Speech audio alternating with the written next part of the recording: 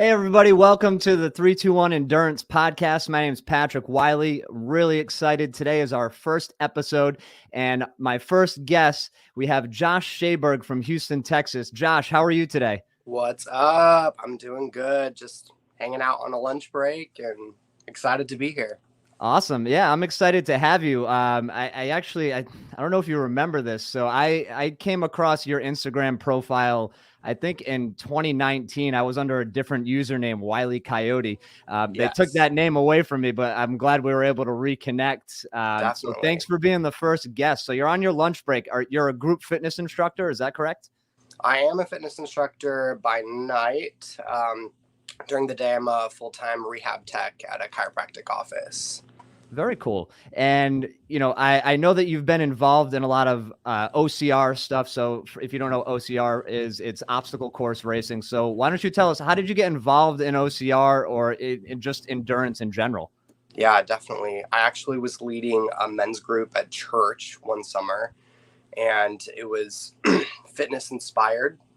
So at the end of the summer, we were all going to go down to Denver and do Rugged Maniac, which they're still doing Rugged Maniacs, which is cool. It hasn't deceased in all of the races that have dwindled down over the last couple of years. But long story short, everyone had to back out kind of last minute. So I convinced my friend from South Dakota to come in, run the race with me, and it was one of the funnest experiences in my life. And from there, it just spiraled. I mean, it's the same thing that like so many people who do endurance sports of any sort, they run their first trail marathon or their first Spartan or their sprint try or whatever it might be, and then they just like catch the bug for it and go face first. And that's what happened. I mean, that was in August.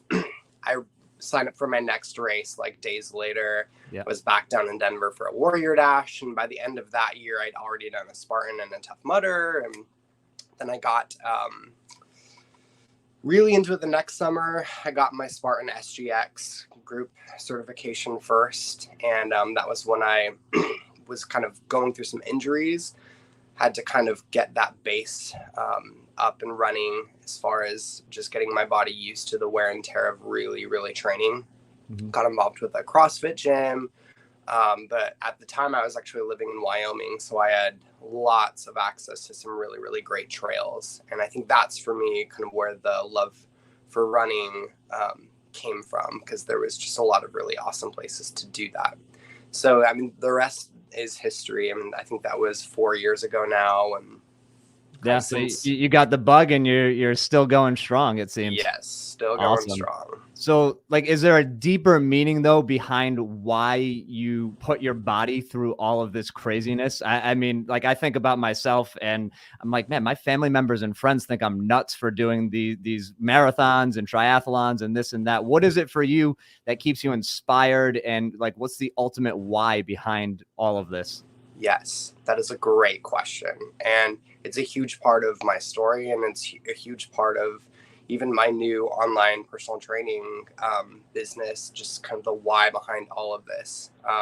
I grew up in a really artsy family. I was a musician and a dancer in my 20s. I actually went to school for dance, and still love that and have all of those sides to me. But I feel like I really felt sort of caged in by just all of the just stereotypes and things that come with being more artistic.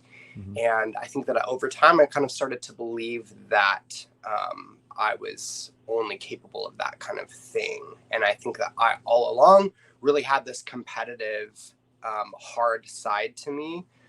And once I started to experience that, even if it just began with something really, really fun, Rugged Maniac in the grand scheme of OCR and endurance is not what I would consider to be a very difficult race, but it sparked something in me. And so then I started doing harder things, started hitting the gym that I was a part of. They go hard. And so I just started to realize inside of me that I was capable of so much more than I had ever thought that I could do. And so when I started to realize that, it just spirals, because I wanted to see how far I could push myself.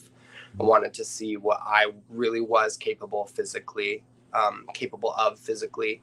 But then that just transitions into wanting to see that for other people as well. And so the crew of people that I keep close, as well as the kind of clients that I attract, generally speaking, that's kind of at the forefront of those relationships, is people who realize that going through suffering and doing difficult things, of course, there's the endorphins of feeling good about yourself when you finish, but I think it brings about a really great amount of personal growth.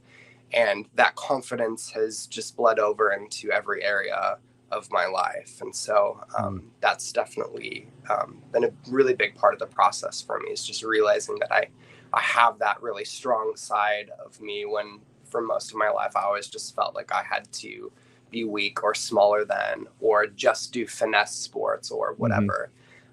So no, you can be a beast and still be a dancer too. Absolutely. Yeah.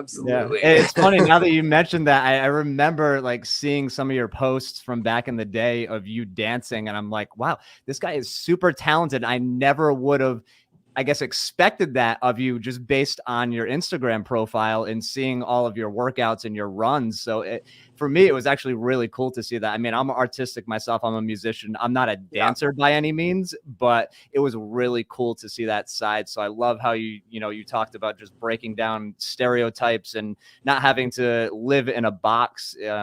Something that I've noticed is that endurance athletes and people who run are super like type A passionate people but we're not just passionate about one thing. There's so many different elements of our passions. Yes. So I love to see those posts from you with your dancing, and then the next day you're going hard in the gym. So that's really awesome. And you just did something super interesting too, didn't you? Just do like some crazy ultra like relay? I did. Yeah, tell me about that. My first ultra relay. So I work with a gym down here called Grit Fitness. It's an obstacle course racing facility, one of the best in the country, in my opinion. And we do a variety of events throughout the year, but some of the leadership at Grit over the last probably 3 years, more than anything, has kind of drifted over to the ultra side of things. So we have obstacle course stuff all year long. We do, DECA, we do functional stuff. It's a kind of a boot camp style gym, but I know Kenny really wanted to start something that was ultra based. And so it's a backyard format. So if you're familiar with that, it's a 4.16 mile loop. And the racers, whether they're doing it solo or as a team, at the top of every hour, take off to run that loop. So it was initially designed for people that were kind of wanting to cross over into that 100-mile threshold. And it's a lot less intimidating to do it in small bite-sized portions as opposed to just going out and running 100 miles. So it was my first like trail event for sure. Like I always said, like, I don't know that I'll ever do just trail stuff. Like if there was an obstacle on the, ultra, I was probably more likely to do it. But it was so great. Yeah. We had a 5-person team. Okay. And were the miles split up evenly? What was that? Were the miles split up evenly between the 5 of you? So I actually drew the shortest stick, or I guess the best stick, because I only had to do 4 laps. Everybody else on the team, the way it worked out, had to do 5. But yeah, more or less. And we worked it out differently. We don't just run in a strict circular kind of relay through the night. We found that people tend to do better with back-to-back hours, so that the rest of the team can actually be resting for more than just a 3 or 4 hour spat.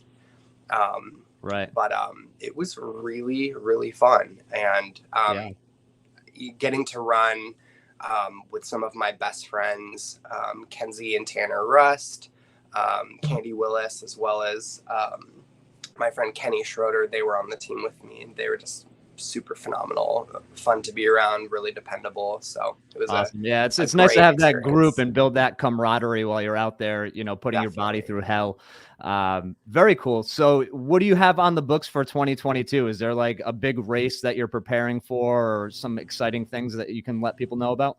Yes, I've been currently dealing with some stomach issues, and so I'm trying to get all of that figured out so that I can really go full force, because I am planning on being at High Rocks in Dallas in April. I know that you're familiar with High Rocks. I've done one before, so I'm going to do a 2-man team. So nice. Might be giving you a run for your money at some point. But I'm just kidding. I'm open for the I am going to challenge. do the 2-man team though, and I'm excited for that. And then my big race is going to be Toughest Mudder in Philly, and that's in the summer. Awesome. I've been wanting... that's a 24-hour race, is it?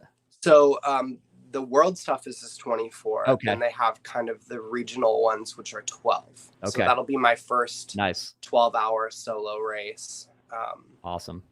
Yeah, so that's quite the feat. I mean, 12 hours is a really, really long race. Yeah, I can't even imagine doing 24, but I have some teammates here in the Houston area that are massive, like, Tough Mudder people. And so they're kind of helping me get my feet wet with that, because you have to have a wetsuit and the headlamps and all of that stuff. And so it's really nice to have a resource like them just to kind of help along the way. So, but those are the big things for me. I mean, other stuff going on. I'll be at Great Games this summer. And nice. Very cool.